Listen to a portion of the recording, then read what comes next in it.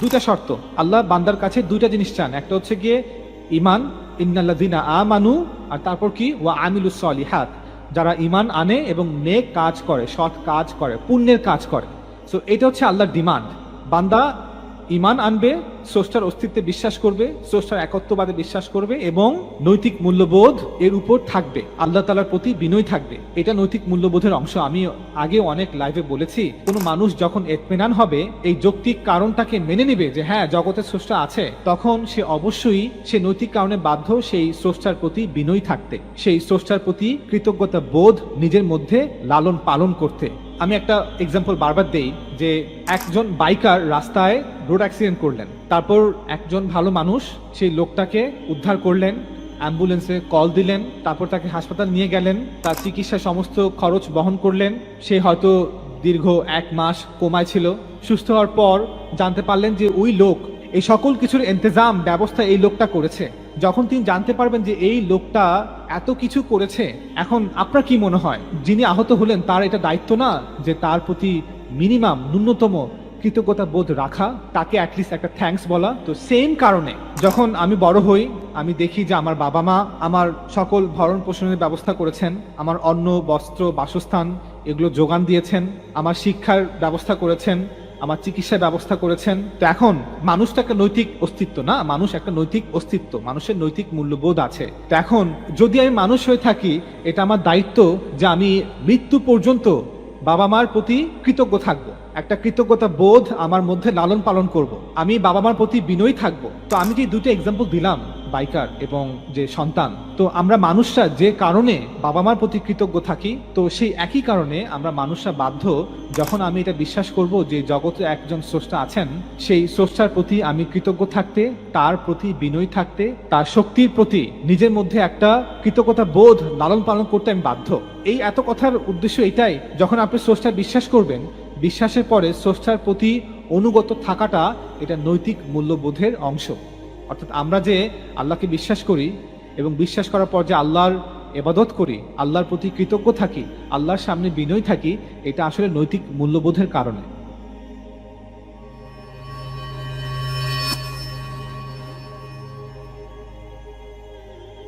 যদি আপনি একটু ভালো করে খেয়াল করেন, দেখবেন মানুষের নৈতিক মূল্যবোধ কি বলে। মানুষ হিসেবে সে অন্য মানুষের জান, মাল এবং ইজ্জত কোনো কিছুরই সে ক্ষতি করবে না। মানুষ হিসেবে সে প্রকৃতির কোনো কিছুরই ক্ষতি করবে না যতটুকু তার প্রয়োজন। এটা মানুষ নিজ থেকে করতে চায়। তো আল্লাহ তাআলা তো এইটা আদেশ করেছেন। মানুষ নৈতিক মূল্যবোধের কারণে বাধ্য সে স্রষ্টার প্রতি কৃতজ্ঞ থাকতে, তার উপাসনা করতে। তো আল্লাহ তাআলা তো এটাই বলেছেন। এই দুইটাই চাহিদা, অর্থাৎ নেক আমল কি, আমলে সলিহা কি, পুণ্যের কাজ কি, এই দুইটাই, যে এক হচ্ছে আল্লাহর প্রতি সে কৃতজ্ঞ থাকবে কথার মাধ্যমে, তার চিন্তার মাধ্যমে, তার আমলের মাধ্যমে, আর সে অন্য কোনো মানুষের ক্ষতি করবে না, জান মাল ইজ্জতের কোনো ক্ষতি করবে না।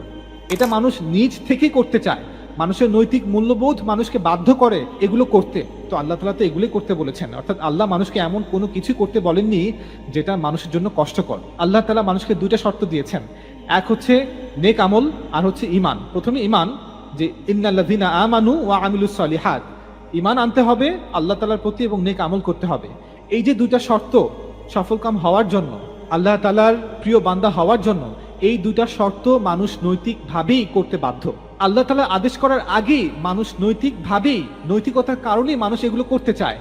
মানুষ কখনোই চায় না সে অন্যের ক্ষতি করবে। তবে হ্যাঁ, যারা চুরি করে, ডাকাতি করে, খুন করে, মার্ডার করে, তারা মানুষের মধ্যে যে বিভিন্ন যে খায়েশাত আছে, যে চাহিদা আছে, মানুষ অনেক সময় সেই চাহিদাগুলোকে পূরণ করতে গিয়ে নৈতিক মূল্যবোধের যে কানুনগুলো, যে আইনগুলো তার ভিতরে আছে, তার অন্তরাত্মা সাক্ষী দেয়, সে সেগুলোকে ভায়োলেট করে, সেগুলোকে ভঙ্গ করে। সো যে চুরি করে সে কিন্তু জানে চুরি করা খারাপ, কারণ যখন অন্য কেউ তার ঘরে চুরি করে তখন সে বলে যে এটা খারাপ করেছে। যে পকেট মার সে জানে এটা খারাপ, কারণ যখন অন্য কেউ তার পকেট মারে তখন সে বলে এটা খারাপ। যে খুন করে সে জানে এটা খারাপ, যখন অন্য কেউ তাকে খুন করবে, তার পরিবারের কাউকে খুন করবে, তখন সে বলবে এটা খারাপ। যদি এমনটা নাও হয়, যে চোর চুরি করে সে চুরি করার মুহূর্তেও জানে যে এটা খারাপ কাজ করছে। সে তার নৈতিক মূল্যবোধের যে আইন কানুনগুলো তার ভেতরে আছে, তার অন্তরাত্মায় আছে, সে এগুলোকে ভঙ্গ করে চুরি করছে, সে এগুলোকে ভঙ্গ করে ডাকাতি করছে। সে এই অন্তরাত্মার মধ্যে যেই নৈতিকতা আছে, নৈতিক মূল্যবোধ আছে, সে এগুলোকে ভঙ্গ করেই খুন করছে, মার্ডার করছে, ধর্ষণ করছে, অন্যায় করছে। এই পুরো আলোচনার সামারি হচ্ছে এটা যে আল্লাহর মূল চাহিদা কি ছিল। ইন্নাল্লাযীনা আমানু ওয়া আমিলুস সলিহাত, মানুষ ঈমান আনবে স্রষ্টার প্রতি এবং মানুষ পুণ্যের কাজ করবে, নেক আমল করবে। সো আকলের কারণে সে ঈমান আনতে বাধ্য এবং নৈতিক মূল্যবোধের কারণে সে নেক আমল করতে বাধ্য। আই হোপ ব্যাপারটা ক্লিয়ার।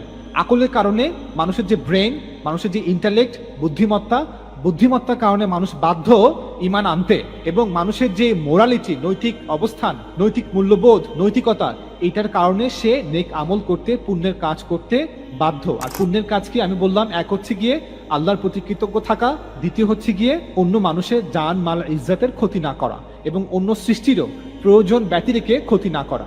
এটা হচ্ছে আল্লাহর ডিমান্ড। আল্লাহ কখনো এটা ডিমান্ড করেননি যে তুমি আখিরাতে বিশ্বাস করবে ওইভাবে যেভাবে আখিরাতকে দেখলে বিশ্বাস করা যায়। এটা আল্লাহর ডিমান্ড না। আল্লাহ কখনোই বলেনি যে কিয়ামত দিবসকে দেখলে যেইভাবে বিশ্বাস করবে মানুষ, তুমি এখন দুনিয়াতে থেকে ঠিক ওইভাবে বিশ্বাস করো।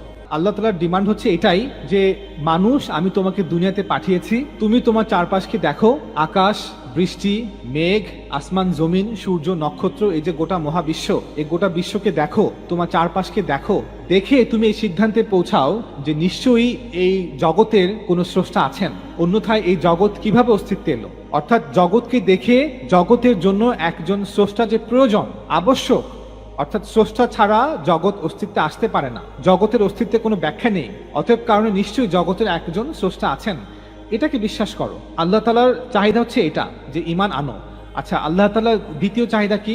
যখন তুমি ইতমিনান হবে যে আল্লাহ মানুষের মধ্য হতে কোনো কোনো মানুষকে বাছাই করেছেন এবং তাদের কাছে ওহী আসতো এবং তাদেরকে উপাসনা করার, ইবাদত করার পদ্ধতি শিক্ষা দিয়েছেন, এই যে হালাল হারামের শিক্ষা, নৈতিকতার শিক্ষা, নৈতিক মূল্যবোধের শিক্ষা, আল্লাহ তাআলার প্রতি কৃতজ্ঞ হওয়ার শিক্ষা, আল্লাহ তাআলার প্রতি বিনয়ী হওয়ার শিক্ষা, যখন কোনো মানুষ ইতমিনান হবে এই বিষয়ের প্রতি যে হ্যাঁ নিশ্চয়ই আল্লাহ মানুষের মধ্য হতে কোনো মানুষকে বাছাই করেছেন বিভিন্ন সময় এবং তাদের কাছে আল্লাহ তাআলা ওহী প্রেরণ করেছেন এবং তাদেরকে নৈতিক মূল্যবোধ শিক্ষা দিয়েছেন, অতএব আমি এগুলো মানতে বাধ্য, অর্থাৎ আমলে সলিহা,